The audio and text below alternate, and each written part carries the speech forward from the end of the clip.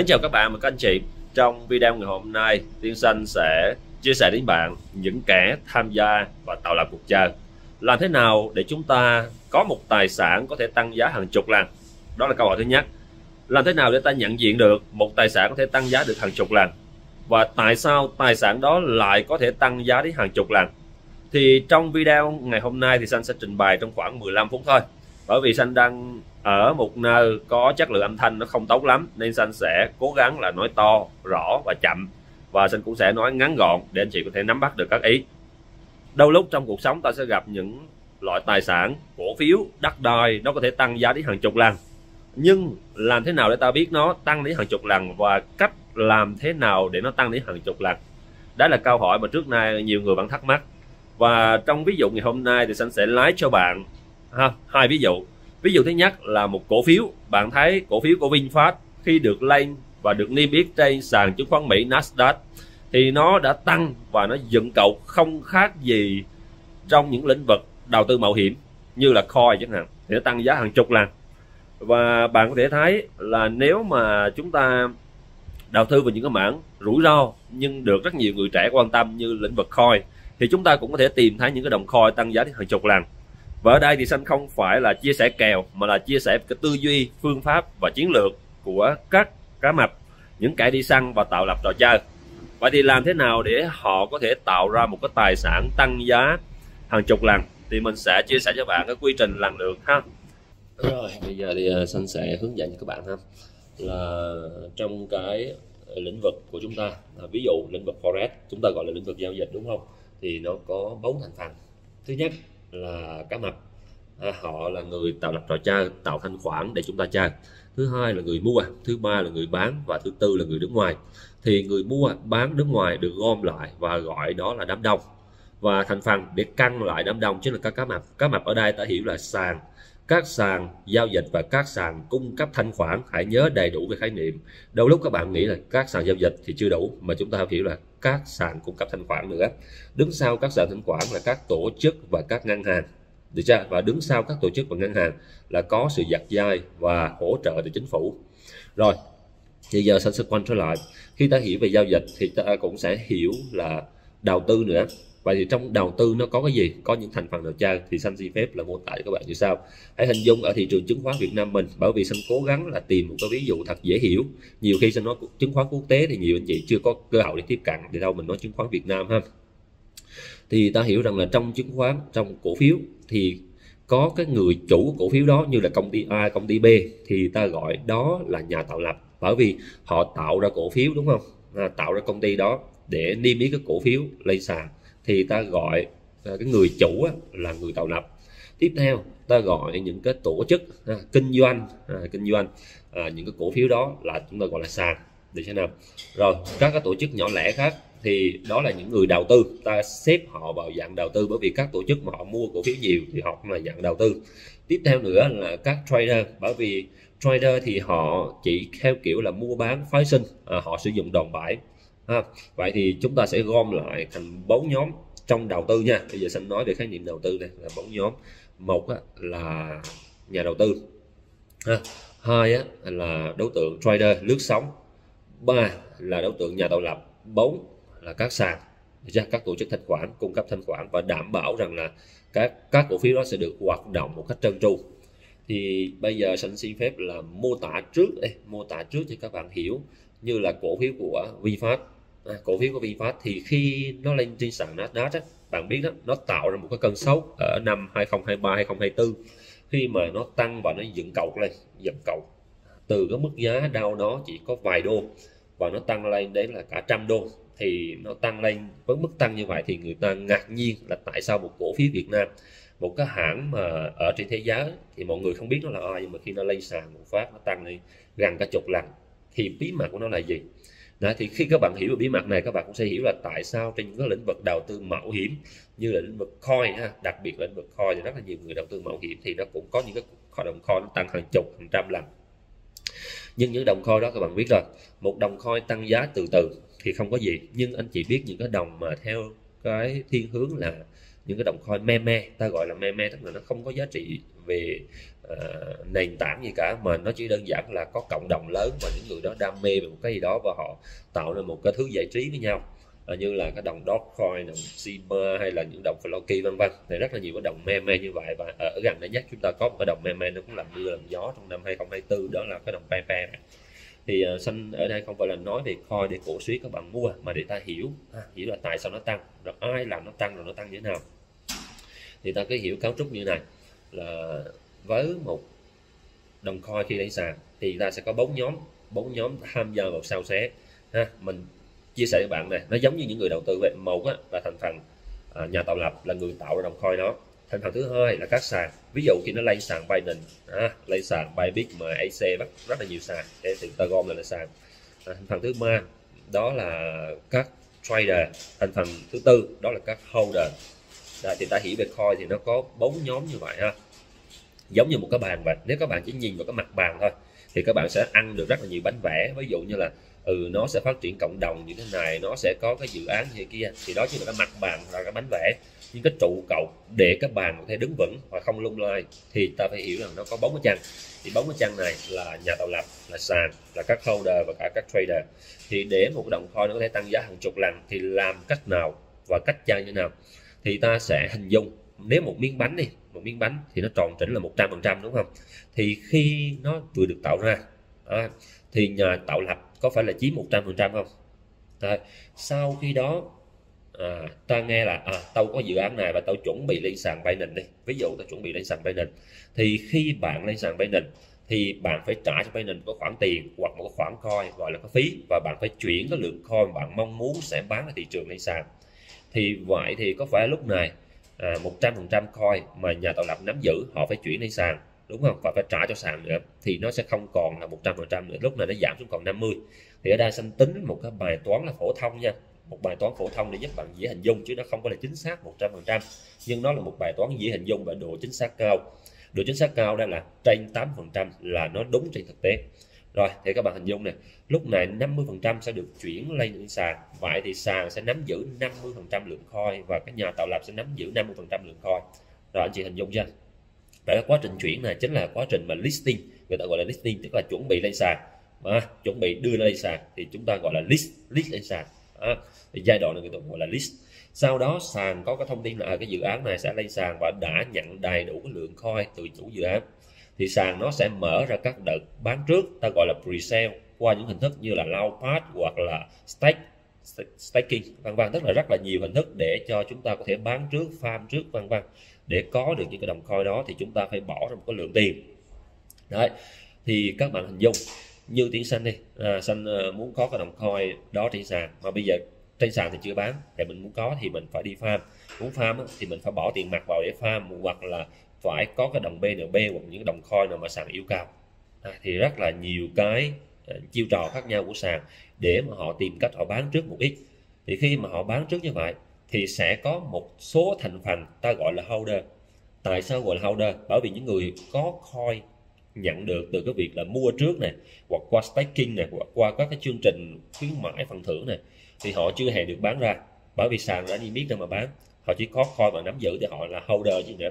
Thứ hai là họ không được sử dụng đòn bẩy và không được cho vay đòn bẩy, nên ta vẫn gọi họ là holder. Đến khi nào mà coin lên sàn thì đã có một số người họ đặt tiền và họ mua, thì họ cũng sẽ mua được ở những mức giá thấp, đúng không? Rồi họ đã được nhận qua các chương trình sự kiện phần thưởng vân vân thì họ cũng có được ít. Thì lúc này tổng cái lượng coin nó sẽ theo cấu trúc như sau, là khi đã lên sàn qua các hình thức launchpad, listing vân vân, đã chuyển coin cho đám đông rồi, thì lúc này chỉ có holder là được có mà thôi. Holder là có. Tại sao lại trader không có? Thứ nhất là sàn không hề mở ra cái hình thức để cho các nhà giao dịch vào để mà trade và vay margin. Sàn chưa có mở, chỉ cho duy nhất là mua bán spot thôi. Chính vì mua bán spot nên nó chỉ có duy nhất thành phần là holder. Vậy cấu trúc ở giai đoạn tiếp theo này ta gọi là giai đoạn 3 ha. Giai đoạn 1 này mình hình dung cho bạn 1, 2, 3 nha. Giai đoạn 1 là sàn giai đoạn 1 là nhà tạo lập tạo ra một đồng coin, họ nắm giữ 100%. Giai đoạn 2 là giai đoạn listing, tức là được và chuẩn bị niêm yết lên sàn, thì lúc này nhà tạo lập 50%, sàn 50%. Giai đoạn 3 là giai đoạn chuẩn bị bán và bán trước cho các holder, thì lúc này cấu trúc của nó sẽ là còn là 50% của nhà tạo lập, 25% của sàn và 25% dành cho các holder, các trader chưa tham gia vào. Khi được lên sàn một khoảng thời gian, ví dụ sau 1 ngày 2 ngày thì sàn bắt đầu mở ra future hoặc là mở ra margin, thì cho phép các trader có thể tham gia vào sử dụng tiền và vay đòn bẩy có mức đòn bẩy cao. Thì lúc này ta thấy cái đòn bẩy nhân 5, nhân 10, nhân 25 là chuyện thường xảy ra đó, với các cái đồng coin mà được niêm yết trên sàn khoảng là 2-3 ngày là sẽ được sàn mở cái đòn bẩy. Vậy thì lúc này các trader bắt đầu tham gia vào. Khi các trader tham gia vào thì họ sẽ sử dụng tiền của mình, đúng không? Sử dụng tiền để ký quỹ và vay mượn một cái lượng coin rồi phái sinh mua bán. Vậy lúc này ta sẽ thấy cấu trúc của giai đoạn bóng sẽ như sau. Sau khi lên sàn được một khoảng thời gian thì có phải rằng là nhà tạo lập là 50%, sàn không có đồng nào, sàn lúc này không có phần trăm nào cả vì sàn đã chia cho holder và cả trader. Đấy, vậy cấu trúc lúc này thì ai là người hưởng lợi? Người hưởng lợi chính là nhà tạo lập, bởi vì họ đã bán được 50% lượng coin của mình ra ngoài để họ nhận về một cái lượng tiền mặt. Đó là lợi ích của họ. Và sàn thì họ đã bán toàn bộ cái lượng hàng của họ cho những người tham gia vào, đó là holder và trader ở trên sàn. Vậy thì sàn cũng đã nhận được một lượng tiền mặt. Vậy ta thấy người mà có tiền lúc này, người chắc chắn có tiền và có tiền mặt thì sẽ là nhà tạo lập và sàn, được chưa? Còn hai anh này đang giữ hàng, lúc có tiền lúc có hàng, đảo qua đảo lại với nhau. Vậy thì ta lại nhận thấy một cái đặc thù là đa số 80-90% các đồng coin sau khi lên sàn được một khoảng thời gian bắt đầu giảm giá từ từ. 80% các đồng coin nó chỉ tăng giá được 1-2 ngày sau khi lên sàn thôi, còn rất là nhiều đồng coin đều rớt giá. Thì tại vì sao nó lại rớt? Bởi vì trong giai đoạn sau này thì ta thấy rằng là lúc này sàn họ có thể lựa chọn là đứng ngoài hoặc không tham gia. Các nhà tạo lập họ có thể chọn là thôi bây giờ mình bán hết rồi mình cầm tiền mình chạy, mình trốn, hoặc là mình đi ăn chơi hưởng thụ, mình không có làm nữa. Đó thì đó là những cái đồng coin scam, hoặc các sàn họ chỉ theo kiểu là niêm yết lên rất là nhiều đồng nhưng mà không có trách nhiệm với đồng đó. Thì anh chị thấy có rất là nhiều sàn ví dụ như là mình không kể tên đấy vì nó ảnh hưởng đến uy tín của sàn, nhưng ta biết là có rất là nhiều sàn họ niêm yết lên đến hàng nghìn đồng coin khác nhau và chỉ đơn giản là cho niêm yết thôi để ăn tiền rồi sau đó bỏ, chứ không có làm gì với đồng coin đó cả. Nhưng cũng có những sàn họ có rất trách nhiệm và họ mong muốn sẽ đẩy cái đồng coin tăng giá, bởi vì họ cũng nhận được rất là nhiều coin và họ không muốn bán những đồng coin đó tất cả cho đám đông, họ muốn giữ ít để trong những đồng coin nó nhân 5, nhân 10, nhân 100 để họ có lại nhiều hơn. Thì mình xin phép lấy ví dụ như là mình đặt vị trí mình là chủ sàn thì ví dụ mình biết cái đồng coin A là cái đồng coin tiềm năng thì mình muốn giữ chứ mình không muốn bán, đúng không? Đây thì câu chuyện là mình biết nó tiềm năng, bây giờ câu hỏi là làm thế nào để mà nó tăng giá đến hàng chục lần để mình nhận được nhiều cái lợi ích. Thì nếu mà mình thấy nó tiềm năng, mình thấy cái dự án nó tiềm năng thì bây giờ mình muốn làm nó tăng giá hàng chục lần thì mình phải là người nắm nhiều coin nhất. Bởi vì sao? Thứ nhất, khi bạn nắm nhiều coin nhất có phải bạn sẽ là người quyết định đồng coin nó tăng giá nhiều hay ít, đúng không? Đúng không nào? Giống như bạn là chủ của một công ty, chủ của đồng coin thì bạn phải nắm nhiều nhất. Đây thì bạn có quyền sinh sát, có quyền quyết định được. Đó. Thứ hai là khi mà cái đồng coin nó tăng giá hàng chục lần thì bạn là người hưởng lợi nhiều nhất, bởi vì coin là bạn nắm mà, bạn nắm nhiều nhất thì bạn hưởng lợi nhiều nhất. Vậy thì bắt buộc bạn phải có lượng coin rất là lớn, bạn phải chiếm được 75% tổng lượng hàng trên thị trường. Vậy lúc này bạn sẽ chơi vào giai đoạn 5. Giai đoạn 5 là gì? Thị trường bắt đầu đau và giảm giá. Khi này các trader thua lỗ, họ bắt đầu là bán hết lượng hàng. Trader thua lỗ nó sẽ giảm từ từ và giảm rất lâu dài, trader bắt buộc thua lỗ thôi. Bạn không thua lỗ kiểu này bạn cũng sẽ bị cắt tiền phí, nó bào cho thua lỗ và phải cắt lại. Đấy. Rồi ta hiểu là các trader là người cắt đầu tiên, sau đến các holder. Vì với khoảng thời gian quá lâu, quá dài và hầu như là họ chuyển sang giai đoạn chán nản tuyệt vọng vì thị trường đi ngang đi xoay quay hoặc giảm sâu quá là họ cắt hết. Vậy thì lúc này khi chúng ta cắt thì ta hình dung là holder và trader cắt thì lượng hàng được chuyển cho sàn và các người chơi bị lỗ. Đó là vấn đề của họ thôi, có chạy có chịu. Tiếp theo nữa là ta thấy rằng trò chơi ở cái giai đoạn từ giai đoạn 5 trở đi thì chỉ còn lại sàn nắm giữ 50% và nhà tạo lập nắm giữ 50%. Lúc này bắt buộc nếu nhà tạo lập họ có nhiều tiền, có mối quan hệ hoặc là có cái tiềm lực thì họ có thể đẩy giá nó lên, nhưng mà thường điều này nó ít. Thì một số cái đồng coin nó không đạt được điều này thì nó lại phải cần đến sàn, thì nó chấp nhận là tiếp tục bán cho sàn thêm một nửa lượng hàng đang có, tức là nó đang có 50% thì lúc này nó bán cho sàn là thêm 25% nữa. Điều này vô tình tạo cho sàn một cái lượng hàng là khoảng 75%, đang chiếm 75% tổng lượng hàng, và nhà tạo lập thì là khoảng 25%. Còn cái số lượng mà nhỏ lẻ nắm bên kia thì chút như là muối bỏ biển, không đáng kể mà. Đấy, thì cái giai đoạn thứ 6 là ta thấy là sàn sẽ nắm giữ 75%. Khi nào sàn sẽ nắm giữ được 75%?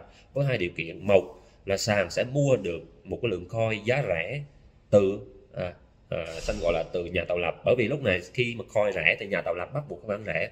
Và thứ hai là khi mà thị trường nó giảm rất sâu á, thì những cái holder và trader đang nắm giữ bắt buộc cũng phải xả ra, chứ họ không thể nào giữ chờ về chết được, đúng không? Chờ không về không được, nên họ phải bán ra. Thì bán ra, bán cho ai? Phải bán ngược cho sàn. Nên khi mà hai anh này bán hết cho sàn rồi thì sàn phải là nắm giữ 75% không? Nên khi sàn nắm giữ 75% thì nó có quyền để tác động đến giá tăng lên. Khi thị trường chỉ có một ít lượng hàng lèo tèo được cung ứng ra ngoài thì tạo ra cái hệ lụy là chỉ có một chút thôi, thì sàn sẽ dùng cái lượng tiền mặt để mua ở trên thị trường tự do. Ta hiểu là sàn sẽ nắm giữ 75% đó và không mua bán gì cả, giữ im ha. Sau đó trên thị trường chỉ còn lại 1-2% nhỏ nhỏ mà các holder nắm giữ còn chút xíu á, thì bắt đầu nó mới mua ở trên 1-2% đó. Chỉ có 1-2% trên thị trường mà được lưu thông bởi các trader và holder thôi, thì nó bắt đầu là nó mua, nó bỏ một cái lượng tiền vừa phải nhưng mua một cái lượng hàng quá nhỏ, như vậy dẫn ra là cái nguồn hàng nó bị khan hiếm. Các anh chị nào mà từng nhớ là cái giá khẩu trang của Việt Nam mình thời Covid, đúng không? Cái khẩu trang đi có 1.000 đồng thôi, mà khi Covid nó đến người ta bán một cái khẩu trang một cái khẩu trang nó lên tới 10.000, và một bịch khẩu trang thì nó bằng một cái thùng bia. Vậy thì làm thế nào để một bịch khẩu trang nó bằng cái thùng bia? Là bởi vì cái lượng người ta ôm cái lượng khẩu trang nó quá nhiều, mà cái ngoài tiệm thuốc thì lại quá ít, thành ra là khi có một cái nhu cầu lớn, một cái nhu cầu bình thường thôi, thì giá nó đã bị đẩy lên rất là nhiều lần. Không, nên cái câu chuyện là cái bịch khẩu trang ở thời điểm Covid nó sẽ giúp bạn hiểu là tại sao những cái tổ chức họ lại có thể là tạo cho giá nó tăng hàng chục lần như vậy ha. Rồi khi mà cái lượng hàng đi thị trường rất ít này, mình bỏ một lượng tiền vừa là giá nó tăng lên hàng chục lần. Khi giá nó tăng lên như vậy thì chỉ cần là gì, mình nắm 75% nhưng mình đừng có bán, mình cứ giữ im đó thôi. Và cái thằng kia nó cũng đừng có bán, hai thằng có thỏa thuận nhau để đừng có bán, để tiếp tục đẩy giá lên. Thì khi mà mình đẩy giá lên hàng chục lần rồi thì mình thấy thanh khoản nó lớn như vậy và đám đông có nhu cầu mua rất là giàu bắt đầu lúc này mình xả ra. Thì khi xả ra thì bạn thấy rằng là đặc thù của những cái đồng coin meme nha, mình nói là đồng coin meme, thì mỗi lần nó xả thì nó rớt đâu đó phải từ 60-80%, thậm chí là rớt xuống còn âm luôn. Vậy nguyên nhân tại sao rớt xuống là âm? Thì ta hình dung nếu với cách chơi bình thường, đã so sánh là hai cách chơi ha. Cách chơi bình thường là một người họ mua cổ phiếu này, ví dụ mua cổ phiếu hay là mua coin bình thường đi, các dự án bình thường ha, thì đa số đám đông sẽ nắm giữ là từ 50-75% cái tổng lượng coin. Nhưng trong trường hợp là tổ chức họ muốn bán ra, thì tổ chức sàn họ muốn bán ra thì họ chỉ giữ 25%. Thì ta hình dung là nếu mà 25% đó mà bán ra cho đám đông và đám đông nắm giữ 75%, thì giá của một cái tài sản nó chỉ giảm được 1/3 thôi. Nó giảm 1/3 tức là giảm không quá nhiều. Nhưng ngược lại, nếu một cái đồng coin hoặc một cái tài sản được bơm thổi như trường hợp mà Xanh vừa kể cho bạn nãy giờ thì nếu mà họ tổ chức và sàn nắm giữ 75% và đám đông chỉ nắm giữ 25% hoặc không nắm giữ phần nào cả, hoặc nắm giữ rất ít, thì chỉ cần một cái lệnh bán vừa của họ thôi là giá đã giảm rất là sâu. Và nếu mà họ bán tất cả các hàng của họ, khoảng 75% lượng hàng họ bán ra hết luôn thì có phải rằng là chỉ có một cái lượng nhỏ cho đến là tối đa là lên đến 25% được đám đông nắm giữ. Thì khi sàn và các tổ chức họ bán ra 75% thì giá nó phải giảm rất sâu, và thậm chí là giảm lũng đáy, đúng không?